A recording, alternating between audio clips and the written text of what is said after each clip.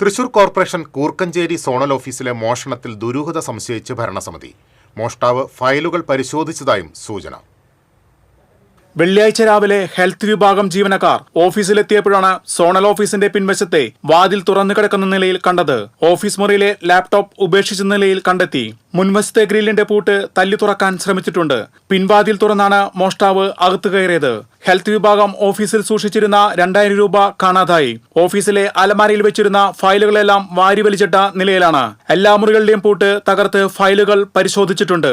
ഫയലുകൾ നഷ്ടപ്പെട്ടതായി സംശയിക്കുന്നതായി deputy mayor A Prasad പറഞ്ഞു. സാമ്പത്തികമായ ഒരു ലക്ഷ്യവുമായിട്ടാണ് മോഷ്ടാവ് അവിടെ കയറിയതെന്ന് നിലവിലെ സാധ്യത മനസ്സിലാക്കാൻ നമുക്ക് അങ്ങനെ വിശ്വസിക്കാൻ സാധിക്കില്ല. അവിടെ ഹെൽത്തിന്റെ വിഭാഗത്തിന് ഷെൽഫിലിരിക്കേണ്ട 2000 രൂപയുടെ മാത്രമാണ് ഇപ്പോൾ കാണാതായിട്ടുള്ളത്. ലാപ്ടോപ്പും കമ്പ്യൂട്ടറൊക്കെ തന്നെ മാറി വലിച്ചുവാരി അവിടെ ലാപ്ടോപ്പൊക്കെ പുറത്തേക്ക് എടുക്കുന്നുണ്ട്. അവിടെ ഫയലുകൾ പരിശോധന നടന്നിട്ടുണ്ട്. റവന്യൂ ഭാഗമായി ഫയലുകളൊക്കെ തന്നെ പരിശോധിച്ചിട്ടുണ്ട്. അത് സ്വാഭാവികമായും അത് ആശങ്ക ഉണ്ടാക്കുന്ന കാര്യമാണ്.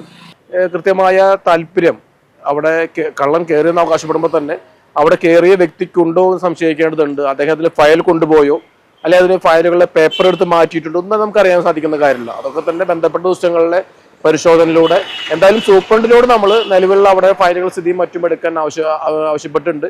കഴിഞ്ഞ 10 വർഷം LDF ഭരണസമിതിയാണ് ഫയലുകൾ കൈകാര്യം ചെയ്തിരുന്നത്. ഈ ഫയലുകളിൽ ചിലതാണ് കാണാതായിട്ടുള്ളതെന്ന് കോർപ്പറേഷൻ ഭരണസമിതി സംശയിക്കുന്നത്.